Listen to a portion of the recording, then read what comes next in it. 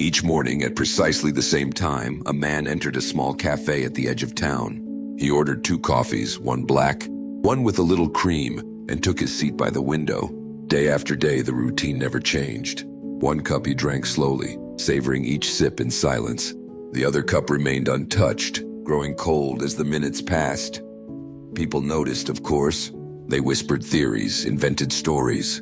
Some assumed he was waiting for someone who never arrived. Others thought it was a sentimental habit with no meaning at all.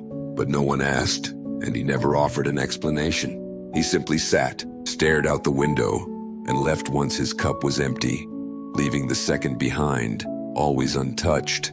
Then one day he stopped coming. Days turned into weeks, and curiosity turned into quiet concern. A barista, one who had watched him for years, finally decided to check on him. What she discovered was a modest apartment, sparsely decorated yet filled with warmth. On the nightstand was an old photograph of a woman, her smile gentle and eyes bright. Next to it was a letter neatly folded, as if waiting to be found.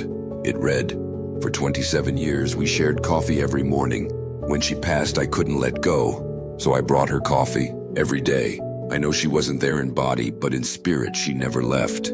This story stayed with me, not just for its sorrow, but for what it reveals about love, memory, and the rituals we carry when words and presence are no longer possible.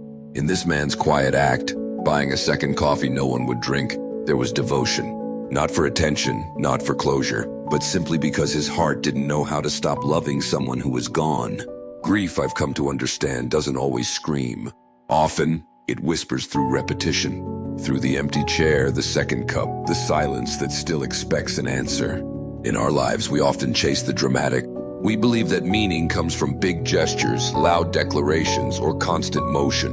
But true connection, true presence, lives in the quiet moments.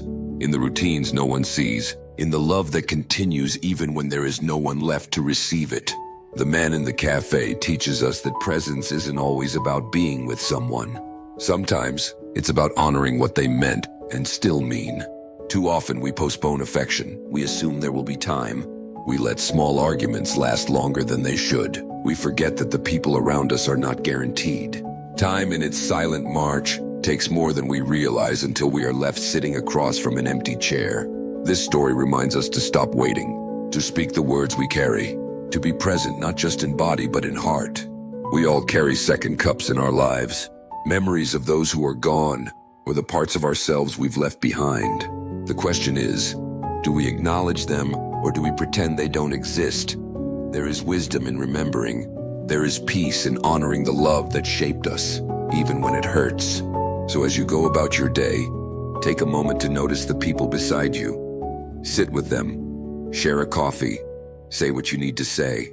Don't wait until the seat is empty to realize how much it meant to be filled. Life is not forever, but love can be.